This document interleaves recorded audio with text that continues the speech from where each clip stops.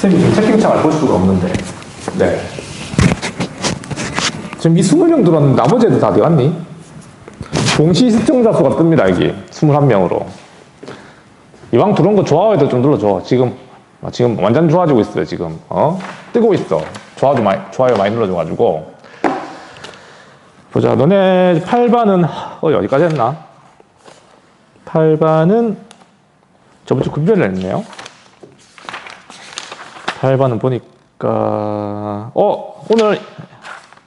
오늘 애국 개몽운동. 방금 치웠던 거 하면 되네. 애국 개몽운동. 118페이지입니다. 여러분들, 118페이지 애국 개몽운동 들어갑시다. 애국 개몽운동. 이거 왜 이러는 당신들이 얼굴을 내가 볼 수가 없습니다.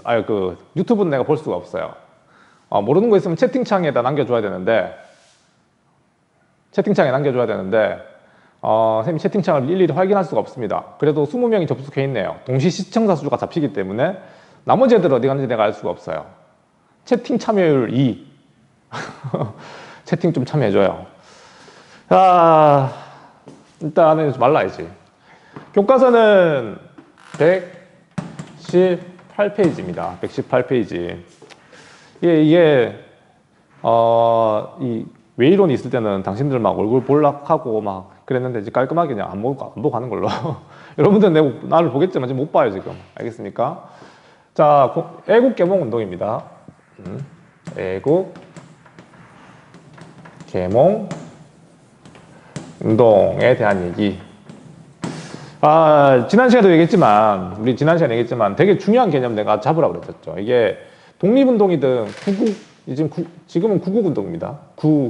나라를 구하겠다는 구국운동이든 독립운동이든 흐름이 두 가지다. 흐름이 두 가지다. 하나는 무장투쟁 노선. 그 다음 하나는 실력 양성운동. 알겠습니까? 이 용어에 익숙해지면 앞으로 20년대도 이해하기 쉽습니다. 1910년대야 우리 이제 일제시대 되겠지만 1910년에 일본의 식민지가 되고 난 뒤에 한 10년간은 일본의 무단통치 아래서 독립운동 자체가 거의 탄압당하고 활동 자체가 좀 만주지방에서 이루어지게 됩니다. 그래서 별로라기보다 좀 수면하라로 가라앉았지만 20년대가 되면 또다시 활발하게 타올라요. 그 계기가 된 게 3.1운동이었잖아, 맞지? 자, 근데 그 독립운동의 어떤 역사를 이해하려면은 이거 반드시 필요합니다. 싸우자, 실력을 키우자. 알겠어요? 그래서 오늘은 지난 시간에는 무장투쟁 노선에 대한 의병운동과 의열운동에 대해서 봤다면 오늘은 실력양성운동에 대해서 한번 볼게요. 알겠습니까? 실력양성운동의 흐름은 오늘 배우는 이 애국개몽운동이야, 이거. 그래서 이 애국개몽운동이 바로 그런 이야기고, 이 애국개몽운동의 첫 번째 특징과 한계. 특히 한계점을 잘 이해해야 됩니다. 한계점. 잘 이해되고, 그 다음에 대표적인 애국개몽운동 단체. 사회단체. 네? 단체가 뭐가 있었는지 한번 살펴보고요. 애국개몽운동의 가장 중요한 핵심은 바로 얘예요. 얘라기보다. 이 단체를 이해 못하면 안 됩니다. 오늘 가장 중요한 건 바로 여기까지 하면은 화면 밖으로 나갑니까? 좀 늦네요. 여기까지 나가면은 거의 딱 맞네요. 오늘은 1907년에 결성된 신민회.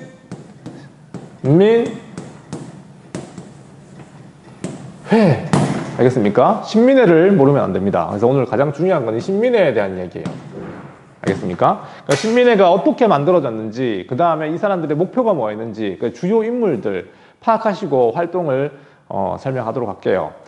자, 일단은 이 애국개몽운동은 얘들아, 아까도 얘기했다시피 그 특징은 먼저 뭐 하자는 겁니까? 먼저 하자는 거는 실력 양성이에요. 실력 양성. 그러니까 실력 양성에서 쌤이 얘기했잖아요. 똑같은 말이지만 실력 양성이라고 하는 말이 무슨 말이야? 교육 활동이죠. 교육, 그 다음에 언론 활동을 통해 가지고 민족을 계몽시키는 계몽이잖아.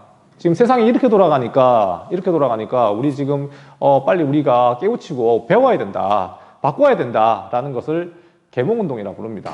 알겠습니까? 잘 되고 있네요. 불안합니다. 녹화는 되고 있으니까 혹시 유튜브에서도 튕기면 이제 방법 없습니다. 알겠어요? 근데 유튜브는 좀 안정적일 거예요. 맞죠? 차라리 웨이론보다 유튜브가 나은데 지금 우리는 네이버하고 협약을 쫙 맺어놨거든요. 이거 쓸 수밖에 없습니다. 그래서 난 둘 다 쓰고 있지만. 자, 그래서 첫 번째는 실력 양성.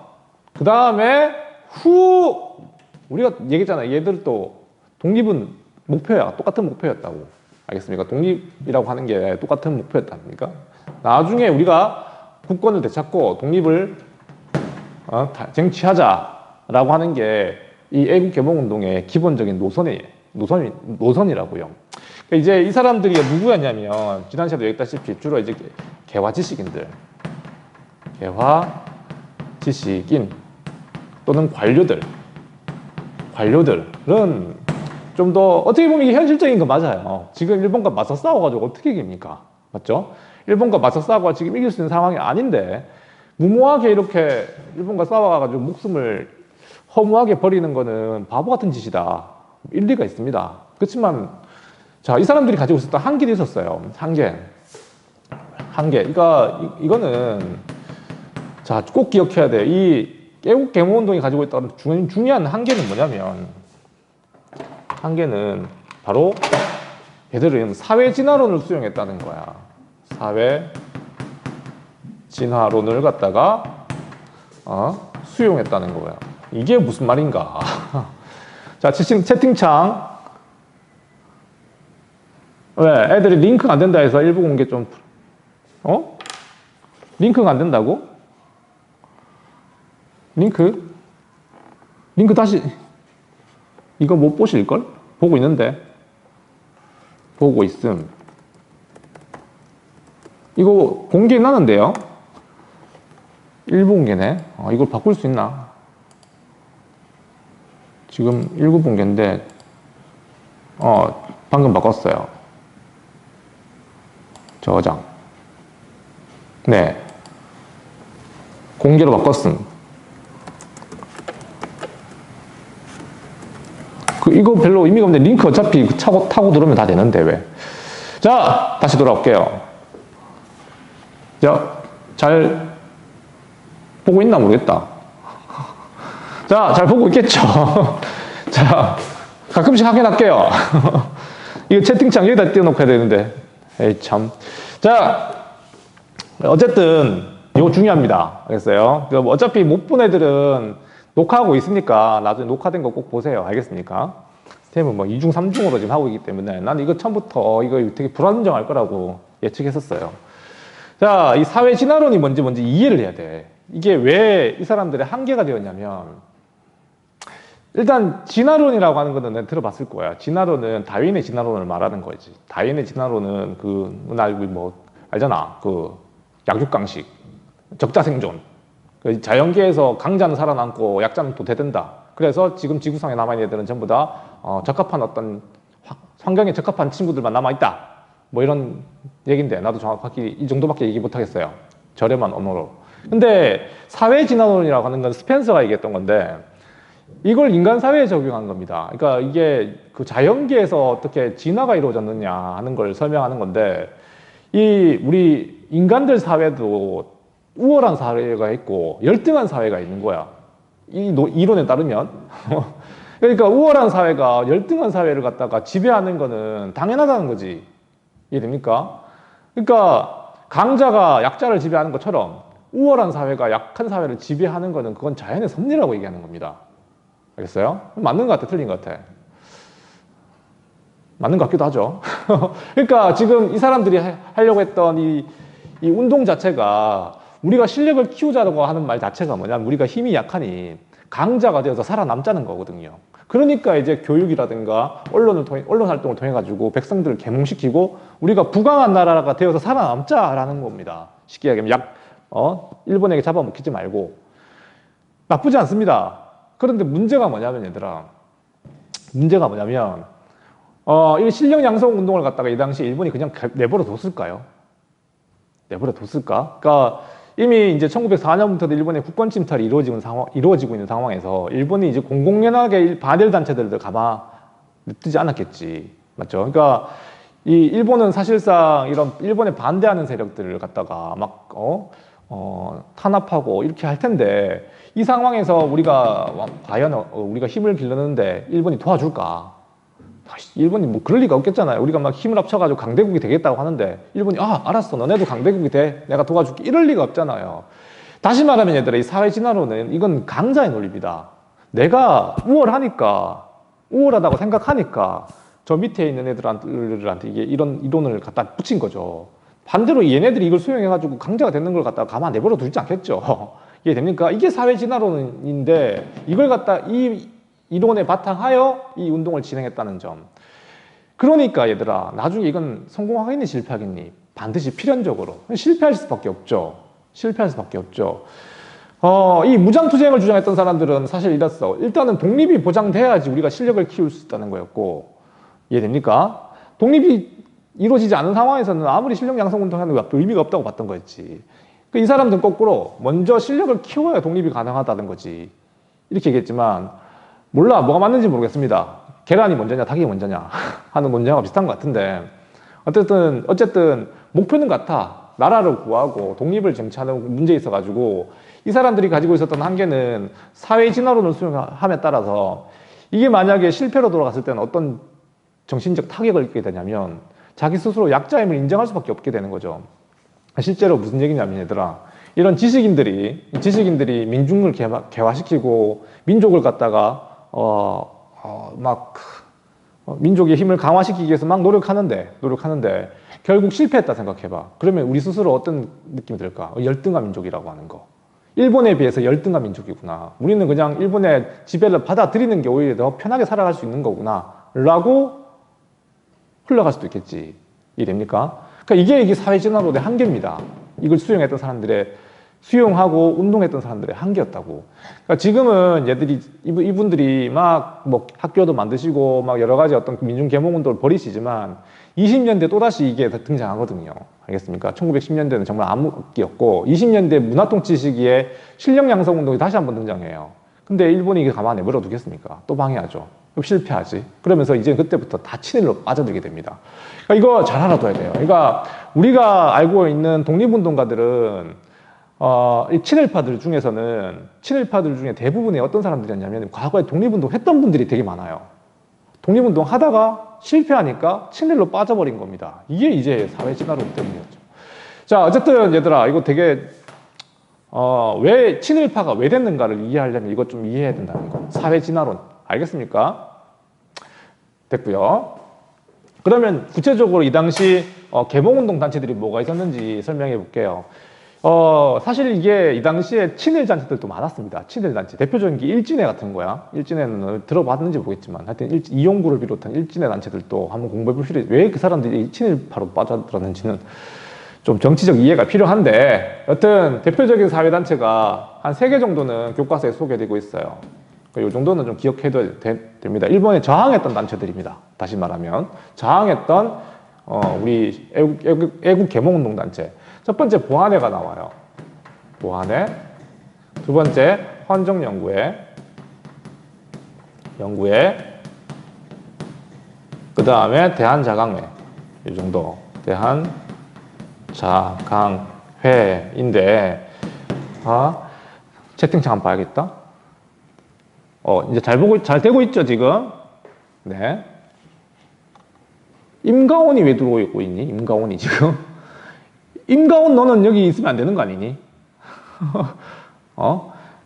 몰라, 지금 왠지 뭐 엉망진창입니다, 지금. 임가온 우리만 애가 여기 남아있으니까. 자, 일단 보안에는 1904년에 일본이 황무지 개간 요구권. 개간 요구를 갖다가 반대했던 단체로 알려져 있습니다. 카톡이 왜 나와 갑자기? 우리 아내가 보냈구나. 알겠습니까? 황무지 개간 요구 반대 운동. 뭐 보안회인데 보안회는 일단은 1904년부터 일본이 이제 본격적으로 국권을 신탈해 가잖아요. 맞죠? 이제 그 대표적인 게 황무지 요구 개간권인데 황무지 개간 요구를 반대했던 단체로서 보안회가 있습니다. 이게 황무지를 갖다 일본이 왜 개간하려고 그랬습니까? 개간해가지고 대한제국에게 돌려주려고? 그럴 리가 없겠죠. 걔가 냈으니까 자기들이 뭐 이 땅을 갖다가 뭐 쓰겠다는 거지. 그러니까 그런 걸 반대했던 단체로서 존재했었고요. 해체됩니다. 당연히 해체시켜버리죠. 그다음에 헌정연구회라고 하는 게 있었는데, 연구회잖아. 뭔가 좀 학술단체 느낌이 나죠. 맞죠? 그러니까 이 사람들은 우리가 살아남기 위해서는, 부강해지기 위해서는 정치체제를 개혁해야 된다는 거. 이게 사실상 독립협회의 후신들입니다. 알겠어요? 독립협회가 1898년에 해체돼 버리잖아. 맞죠? 강제 해산되는데, 그 사람들이 그냥 이제 끝내버리는 게 아니라, 그러니까 이제 또 다른 단체들을 만든 게 바로 이런 단체들이었어요. 이건 윤효정이 주도했던, 윤효정 선생님께서 주도했던 단체였고, 뭐 이 해산되고 난 뒤에 또 대한정학에도 이어갑니다. 알겠어요? 어떤 입헌군주제에 바탕하여 정치개혁도 하자라고 했지만, 통감부 설치되면서 해체되죠. 통감부 설치와 함께 해체. 오케이? 그러니까 이게 일본에 계속해서 감시를 받을 수밖에 없는 상황이라고 하는 걸 이해하면 되겠습니다. 그럼 대한정학회인데, 대한정학회도 윤효정이 다시 만든 거예요. 윤효정. 알겠습니까? 다른 분도 적어줄까? 장지현. 이 사람, 이분은 옛날에는 되게 시릴야 방송국 때문에 되게 유명했지만 친일이 밝혀지면서 없애버렸죠, 책에서. 알겠습니까? 자, 윤효정. 대한정학회도 이거는 어떤 활동을 했었냐면, 고종의 강제 퇴위운동. 퇴위하면 되겠죠. 퇴위를 반대했던 단체입니다. 그러니까 일본에 반대했던 단체라고. 그러니까 이 대한정학회 같은 경우는 나름대로 규모도 컸었어요. 전국에 25개 지회도 만들어지고 굉장히 좀 규모가 컸던 단체인데, 일본에 반대하는 이런 또 활동을 벌이다가 결국 해산당하죠. 알겠습니까? 이런 식으로 해체당하고 해산당하고, 어쨌든 아까도 얘기했다시피 이게 일본이 계속 방해하는 겁니다. 실력 양성 운동을 갖다가 가만 내버려 두지 않는다고요. 알겠습니까? 친일 단체들은 계속 도와주고, 일진회 같은 거 도와주겠죠. 물론 나중에 얘네들도 해체시켜버려요. 일본이 얘네를 갖다가 왜 해체시켰는지는 교과서에 안 나오므로 설명 안 해줄게요. 길어지니까. 어쨌든 일진회도 병합 이후에는 없애버립니다. 그래서요. 자, 중요한 건 어쨌든 이거야. 자, 이렇게 애국 개봉운동 단체들은 한계에 부딪힐 수밖에 없었어요. 게다가 1907년이 되면, 드디어 7년이 왔어요. 1907년에 정미7조약 맺은 거 기억납니까? 정미7조약. 그게 뭐 제2차 한일신협약이었지. 한일신협약이었고, 한일신협약은 어쨌든 신협약은 차관 정치를 규정하고 있는 되게 사실상 대한제국의 행정권 자체를 장악해버린 거였잖아요. 맞죠? 그러다 보니까 이제는 뭐 일본에 저항하는 단체들은 법적으로도 없애버릴 수 있습니다. 실제로 이때 이 보안법이 제정돼요. 보안법이 제정되는데, 이게 뭐 일본을 갖다가 감시하려고 하는 게 아니겠지. 대한제국에 강제로 이 보안법을 제정하게 한 이유는 반일 단체들을 갖다가 감시하기 위해서였죠. 그러니까 사실상 일본에 반대하는 단체들은 국내에서 활동하는 게 쉽지 않았습니다. 알겠어요? 그래서 만들어진 단체가 바로 오늘의 주인공은 바로 신민회입니다. 알겠나요? 신민회. 한번 끊을게요. 중요한 거라서.